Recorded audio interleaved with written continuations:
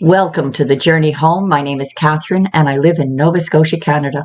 The following is an oracle reading of cards that I have chosen for you that I will read fully from and without advertisement. So please subscribe, hit that like, and share. Enjoy your reading. This card, pulled for you, is from the Fairies Oracle by Brian Froud. Card number 59. The bodacious BODACK. Meddling, tampering, sabotage, helpful fixing, order. The BODACK, or old man in Scots Gaelic, means, well, he likes to fix things.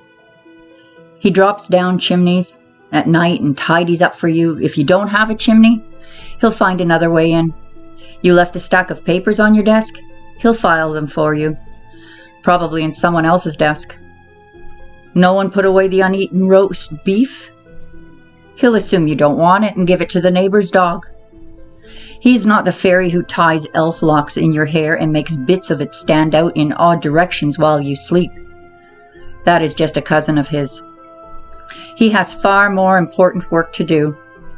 The BODACK is a meddler. He will tell you, if you catch him, that he means well. It's just that things never turn out quite as he expects them to. He feels that you should be grateful for his so-called help, even while you clean up the metaphorical eggs off the metaphorical walls. And he is amazed when you are not. Although his feelings are easily hurt by your lack of appreciation, he is persistent. He will just redouble his efforts to be helpful. The only way to discourage him is to tidy up your own loose ends and clutter. I'm sure you know people like BODACK. They helpfully answer your phone and take down the wrong message. Then they lose it and give you a garbled verbal version. Worse yet, they give other people messages from you that are not exactly or even nearly what you said.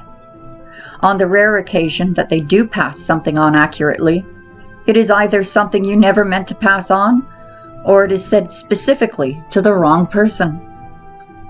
The BODACK also likes to gossip.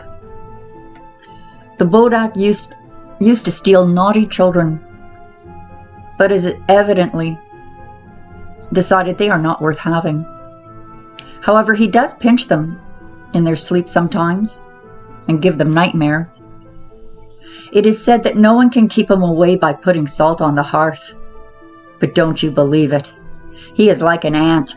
The only way to really keep him away is to not have anything around that might attract him.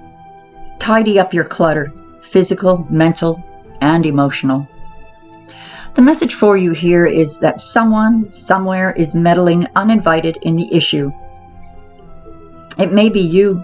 It may be someone else. See if you can work out who it is and begin to untangle the messy web they have woven of confusion and disorder and misunderstanding. So much worse than our own natural disorder. It will take great firmness to get this person to keep his sticky fingers out of your affairs, or you to keep yours out of the affairs of others. The amount of tact you use in sorting this out is up to you, but the BODACK type person doesn't usually notice hints. Remember, whoever it is will say they mean well. They may even believe that. It is very hard to believe that the BODACK's bad results are always just an accident, as he insists. He may believe this, but we don't have to. The word sabotage comes to mind. If you don't want the BODACK hanging around looking for ways to help, make sure you don't leave things in the wrong place or dangle any loose ends that he might find some bodacious things to do with. As a warning, actually, the BODACK is one of the brownies, who mostly are helpful little spirits around the house. Every little once in a while, his essential brownie nature breaks through and he does truly helpful things. When he does this, reward him, or whoever it is in your life who normally gets it wrong, and just this once has got it right. Gratitude and praise are in order. Maybe he'll even get it right next time too.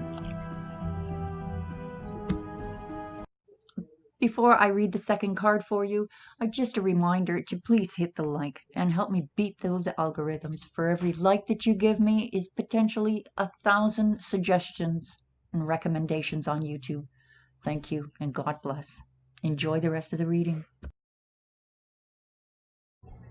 This card chosen for you is from the Fairy Forest, an Oracle of the Wild Green World by Lucy Cavendish. Card number 44. Otherworld. Veil. Illness. Transition. This is a time when you are passing through a veil that separates the worlds. When once all was clear and life felt stable and grounded, for now there is a shaking of the firmament and a shift in your reality that makes you feel at times as though you are living in a waking dream. What once seemed solid is no longer to be relied upon, and throughout this time you may be suffering ailments of the physical self. This is a time when the thin boundaries between the worlds have dissolved for you, and there is a raw and unfamiliar energy to your world. When this takes place, we can sometimes fall ill, suffer from a great loss of vital energy, and begin to feel we lose a connection with our minds that is strong. We can suffer, and in that suffering we can begin to forget who we once were, and that, in some ways, is the purpose of this time. You are now a walker between the worlds, and this time of being apart from the reality others seem to dwell within is going to bring you to greater wisdom, knowledge, compassion, and insights. This time will serve its purpose and is the breakthrough that your soul requires for the next stage of their journey. But for your humanity, this is challenging indeed. Ask yourself, how can this create meaning and depth in my life when I return to my own reality? And how can this experience be used to serve others, the planet, and the magical world?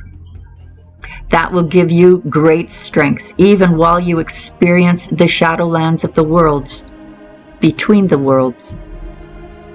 Artwork, Widow's Weeds.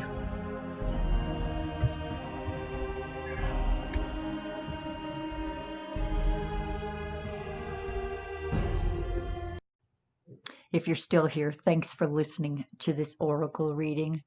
And please join us Wednesdays and Sunday nights live. If you would like some free cards pulled for you, I would love to pull them for you. Check the website out too. There are all kinds of perks for members over there. God bless, and talk to you again soon. Bye-bye for now.